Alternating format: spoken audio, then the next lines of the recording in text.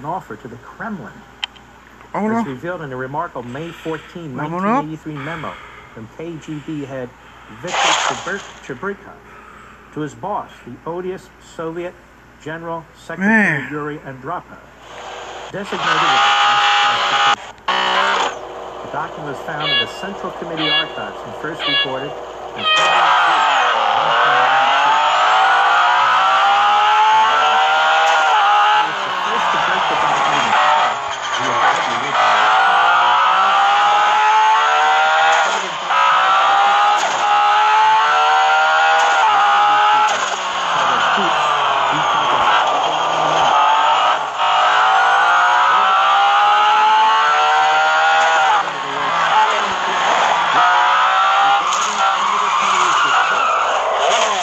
Secretary of the Communist Party, Y.V. Andropov.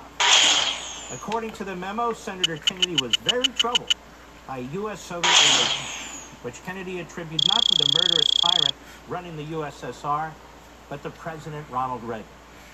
The problem was Reagan's, quote, belligerence, unquote, said the memo, and made worse by Reagan's stubbornness. Quote, according to Kennedy reported Chebrikov, the current threat is due to the president's refusal to engage any modification to his policy. That refusal, said the memo, was exacerbated by Reagan's political success, which made the president sure of his course and more obstinate, and worst of all, re-electable. To address this Reagan problem, Ted Kennedy offered various suggestions to his Russian friends. Now, is this an intent to collude, or is this...